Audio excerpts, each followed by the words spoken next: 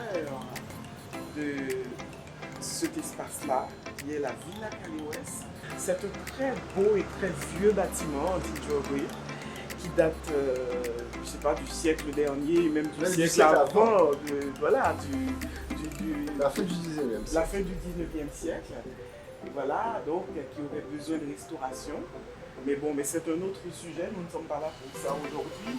Nous sommes là pour cette exposition qui est organisée dans le cadre du Printemps de l'Art et où plusieurs artistes, plasticiens de tous ordres sont réunis. Et justement, Xavier, cette sculpture, cette magnifique sculpture, nous disions tout à l'heure que c'était une alliance de savoir-faire, de talent artistique. Si tu veux chercher des esthétiques assez impressionnantes, parce que qui correspond en fait complètement au schéma de l'art contemporain actuel. On voit toutes les influences, mais on peut se demander est-ce que l'artiste avait connu, par exemple, Giacometti au siècle dernier, et pourtant, il y a la même force. Avec des techniques différentes, effectivement, mais c'est une pièce impressionnante. Absolument. De technique et d'expression. Ça s'appelle comment? Luca Bruno. Et il faut noter que Luca Bruno est héritier d'une tradition de forgeron on remonte à 1802. Wow. Donc avant l'indépendance. Avant l'indépendance. Une longue histoire et je suis assez fier de pouvoir présenter ces pièces. Parce que c'était un peu connu, mais plutôt vu un peu comme de l'artisanat. C'est de l'art. C'est de l'art. Dimension artistique. Oui, c'est de l'art et c'est aussi toute une technique maîtrisée pour faire tourner, pencher. Donc c'est vraiment du très bon travail.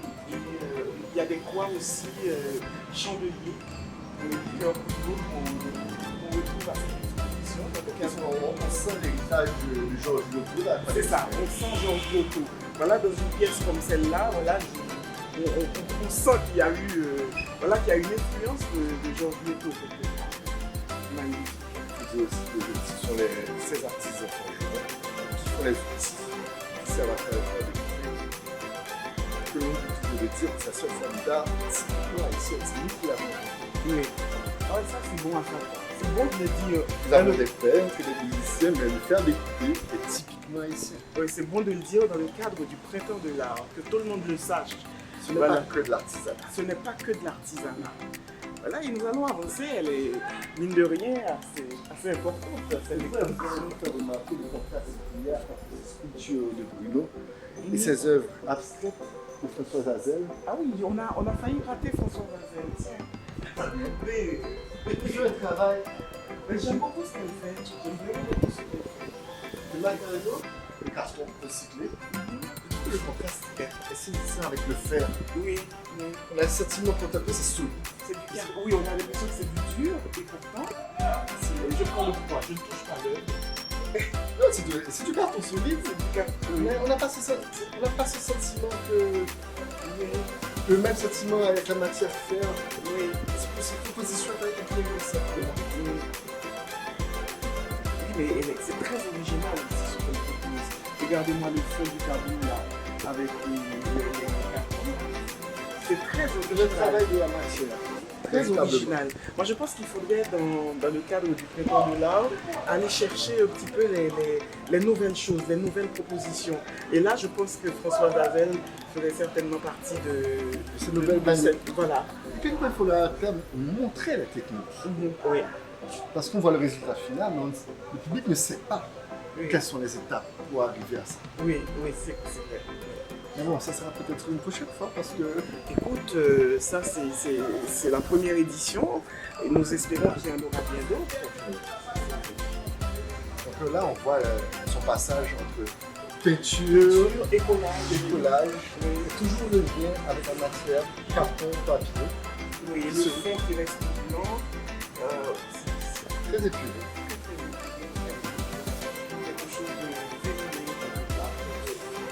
Très féminin. Très féminin. Voilà, et là, il est dans des notes plus sombres, dans des coloris plus sombres, mais toujours tout aussi beau. Il faut sortir la lumière. Exactement. Et là, vous avez, il y a le carton là qu'on a vu dans le fond et qui est reproduit là. c'est beau ça. Ah, d'accord, donc on mettrait une lumière sous cette toile, que la lumière sortirait là et ferait... Non, parce qu'il y a un arrière-fond derrière, qui fait que c'est un peu... c'est opaque. Mhm. Mais c'est en fait, elle ne procède pas D'accord. par retrait de matière. Voilà. Ah oui. Ah oui, je comprends maintenant. Je pensais qu'il y avait un trou derrière, mais non. Mais non, c'est vrai, il y a un retrait de matière. Il faut bien voir les œuvres. Parce que Oui, il y a tellement de techniques Les différentes œuvres qui sont parlent, faites. voilà. C'est très riche. C'est très riche. Ce que nous avons. Oui. Je crois qu'elle a essayé et trouvé quelque chose. Elle a essayé et trouvé quelque chose. Elle s'affirme et ça fait quelques années qu'on se la connaissait comme designer de meubles. Ça fait quelques années qu'elle s'est lancée dans la production de son œuvre, on va dire, artistique. Et je pense que c'est un très très intéressant. Là, c'est pas mal de surprise. Je pense qu'on va entendre parler d'elle Assez vite. oui. Oliga. Mais Oliga a fait cette performance le jour du vernissage. In situ. In situ. Comme ça, il faut le courage de le faire. Et je crois que le public a beaucoup apprécié parce que vous avez une concentration au milieu de la foule. Oui. Il faut avoir du métier, de la concentration. Moi, j'aime beaucoup. Il fait son chemin. Oui.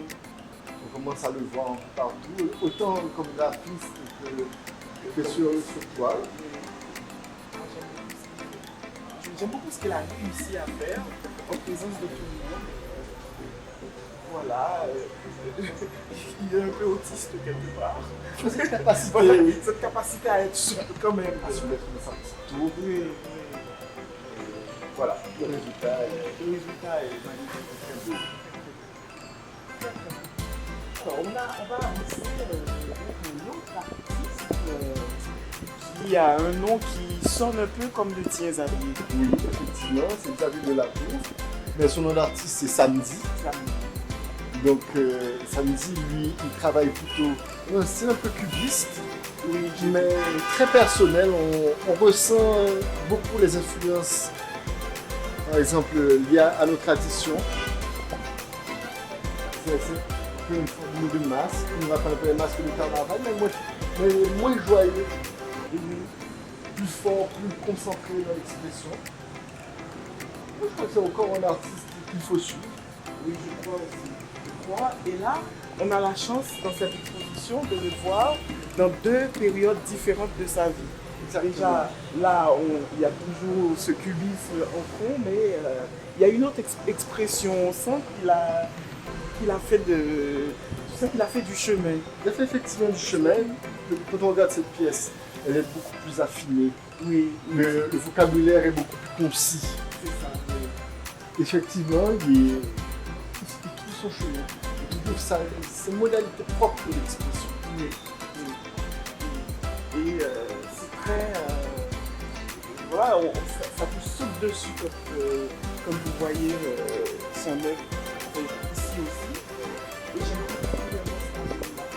beaucoup là, il y a quelque chose en cours, quelque chose qui se raconte. Et Rodin avait son penseur. Voilà. Ben, Samedi a sa penseuse. Sa penseuse, voilà. Il y a quelque chose en continu qui est raconté, voilà. Venez que je vous dise. Venez Je crois qu'on est à l'étape où elle va dire. Elle va dire, oui. Elle attend le silence Et le public. et le public pour se dévoiler. Oui. On sent la tension intérieure. Et de 2015, date qui est inscrite sur cette toile, il signait, mais là il ne signe plus. Vous signez, il signe derrière. Il signe derrière. Il signe derrière comme éditeur que nous allons voir en haut tout à l'heure. Effectivement, tout le monde n'aime pas forcément passer à tout ça. Oui. Mais tu remarqueras quand même qu'à cette époque-là, les couleurs étaient beaucoup plus fortes, beaucoup plus contrastées. Alors que là, le vocabulaire est beaucoup plus synthétique, beaucoup plus concis. Donc, en regardant juste ces deux tableaux, on peut anticiper que la suite sera encore meilleure. Oui. Mais néanmoins pas sobre, parce que là, ça éclate, ça parle, ça appelle. Il y a des choses à dire. Il a des choses à dire, on sent ça. Xavier de la Tour. Il faut rappeler, samedi. Ancré dans l'histoire, un petit peu, ça peut être la cérémonie du bois caïman, ça peut être. On peut être effectivement sur la bataille, mais c'est une manière différente de le représenter Oui, par rapport aux techniques plus traditionnelles, à l'imaginaire du bois caïman que les principaux peintres ont montré. Oui, c'est un sujet qui a été très visité. Et là, il trouve une manière originale de nous le représenter avec une mer. Effectivement, et puis c'est quand même assez simple, assez sobre dans le choix des couleurs. Pourtant, la lumière est là. Et on sent la tension. Oui, on sent la tension. Voilà. La tension. C'est Et on attend l'action qui va suivre. Tout à fait. Donc, c'est toujours Alexis Jean Robert. Et là, il signe. Un tableau que nous bien.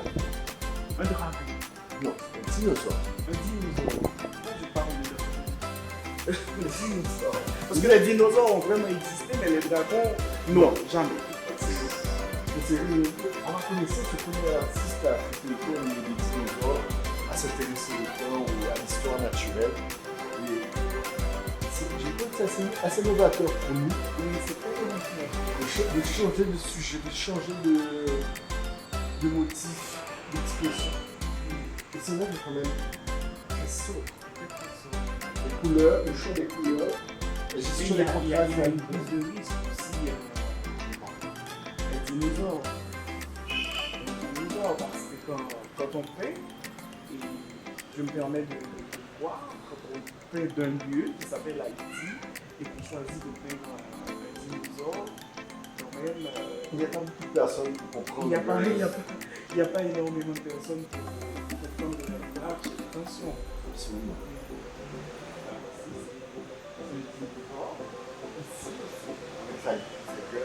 La gueule ouverte. Et certains à l'attaque. Il fait venir nous manger. Et là, il est dans un registre très différent. Oui. Alexis ouvert. La série des Taïnos. C'est encore un des sujets de l'export. Porter sur l'export, sur les choses du passé. Voilà, oui. Et le passé lointain, pré-haïtien. Préhistorique. Voilà, le Big Bang. On a toujours tendance à tout voir à partir de 1904. Et bien, lui, il est hanté. Il est hanté du 64. C'est un artiste qui a un grand potentiel et d'expression et de développement. Ah, ça, c'est des musiciens de Bruno. C'est toujours magnifique.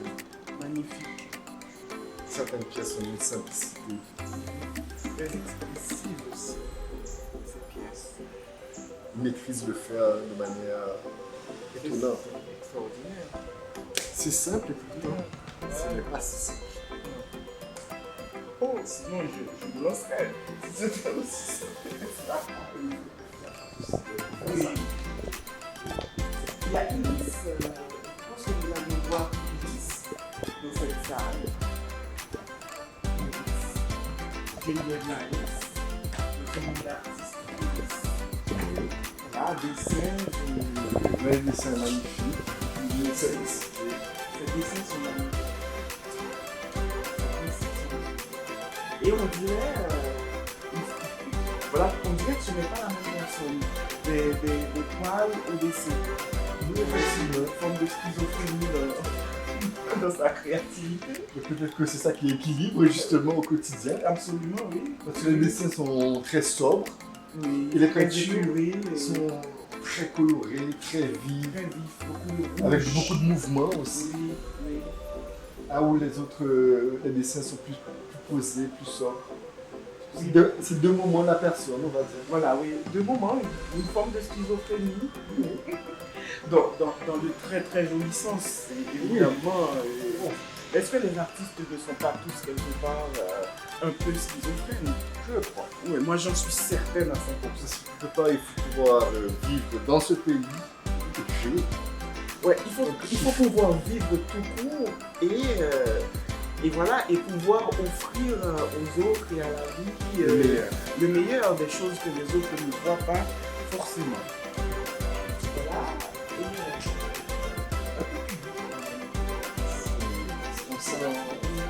cette influence, effectivement. Mais Oui. c'est très expressif aussi. Ça fait partie un petit peu de cette volonté de montrer cette force d'expression. Et on voit qu'il y a aussi une forme de résistance. C'est là notre thème aussi. Oui, oui. Oui, la thématique de l'exposition, c'est l'existence. Création et résistance. Création et résistance. Et là, les dessins encore d'Ulysse.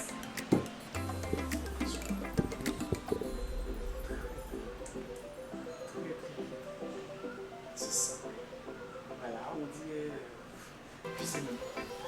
Je vais faire de pas dire. C'est très beau. Je dirais que c'était le plus difficile, c'est justement la simplicité. Oui, c'est vrai. C'est ça demande beaucoup de maîtrise. Mais je sais pas comment elle a fait, mais on a l'impression que le papier est très vieux. Il y a des papiers de couleur qui existent. C'est le choix. Et la couleur du papier ressort justement l'utilisation du blanc. Oui, il y a aussi des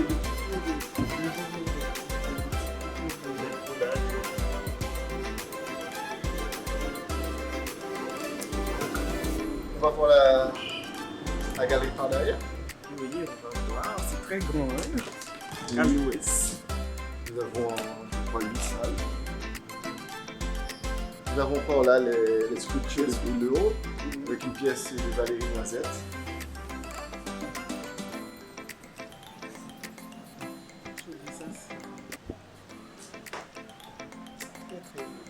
Cette représentation à la fois des VV, mais aussi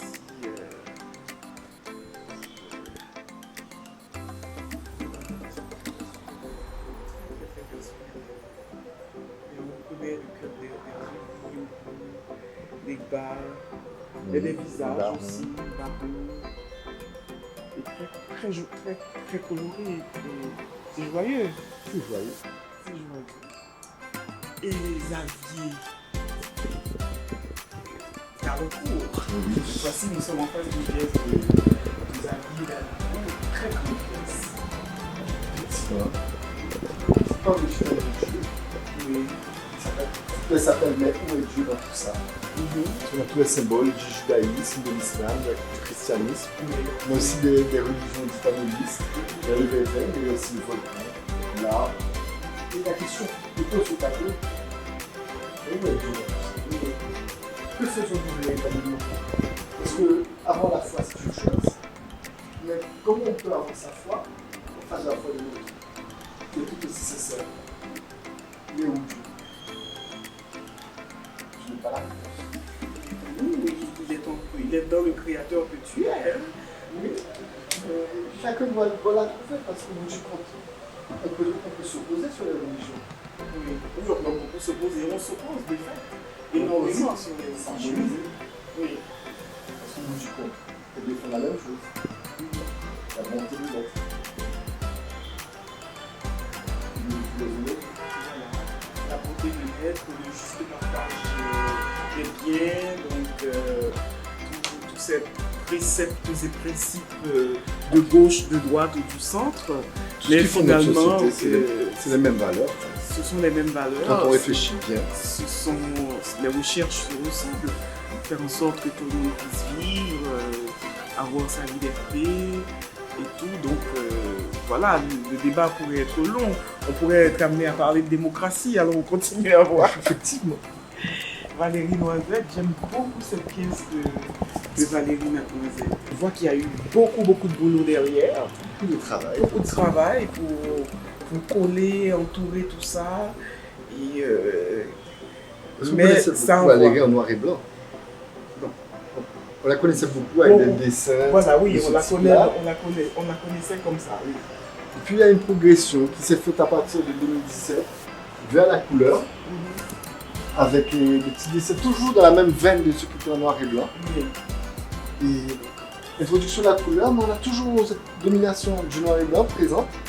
Et l'étape qui suit nous amène au tableau justement rituel, Oui, où la couleur devient resplendissante, où elle devient explosive. tout à fait. Et là, C'est beau, on prendrait l'œuvre dans ses bras. Oui, pour se joindre à eux.